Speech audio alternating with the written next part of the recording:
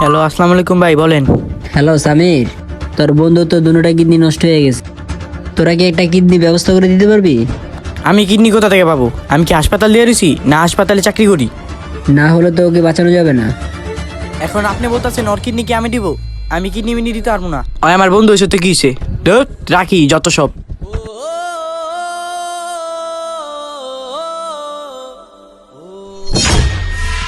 দেখছিস তোর ভাই বাদার কিরকম?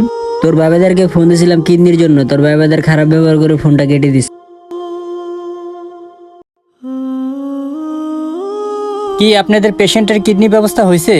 না ডাক্তার, আমাদের কিডনি এখনো ব্যবস্থা হয়নি। ডাক্তার সাহেব, আপনি কি আমার কিডনির ব্যবস্থা করতে পারবেন না? যেভাবে হোক আপনি আমার কিডনির ব্যবস্থা করেন, আমি দুনিয়ার আলো দেখতে চাই। দেখছেন, আমি তো শুনছি আপনি ফোনেও কথা বলছেন, আপনার ভাইও কথা বলছে। আপনার ভাই ব্রাদার কেউ কিডনি দিতে পারলো না।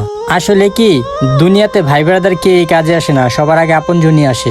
না না, আমি বেঁচে থাকতে আমার ভাই কিডনির অভাবে মরবে, এটা কখনোই হতে পারে না। কেউ কিডনি দিলে দেখ, না দিলে না দেখ, আমার ভাইকে আমি কিডনি দিয়ে বাঁচাবো। আমি বেঁচে থাকতে এটা কখনোই হতে পারে না, আমার এক্ষুনি হাসপাতাল যেতে হবে। আপনার আপনজন কুত্তা পাগলের মতো কিডনি খুঁজতেছে, কিন্তু কিডনি পাইতেছে না। আচ্ছা ঠিক আছে, চেষ্টা করে দেখেন কি হয়। তাহলে ডাক্তার এখন কি করা যায়? কিডনির জন্য কি আমার ভাইটাকে বাঁচাতে পারবো না? আচ্ছা ঠিক আছে, তাহলে একটা কাজ করেন। আর 3 দিন সময় আছে, 3 দিনের ওষুধ লিখে দিতেছি। 3 দিন ওষুধ খাওয়াই দেখেন কি হয়। যদি সুস্থ না হয় আমাকে জানাবেন, ইমিডিয়েটলি নিয়ে আসবেন, আবার পরে দেখা যাবে।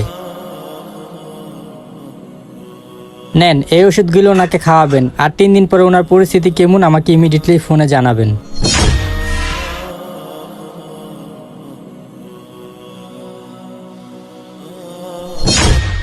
কান্দিস না ভাই, তুই ভালো হয়ে যাবি, টেনশন করিস না। ভাই আমি কি তাহলে আর ভালো হব না? হ্যাঁ তুই ভালো হয়ে যাবি, টেনশন করিস না, তুই ভালো হয়ে যাবি। ভাই আমি মনে হয় আর বাঁচবো না ভাই। ভাই আমি মনে হয় আর বাঁচবো না ভাই।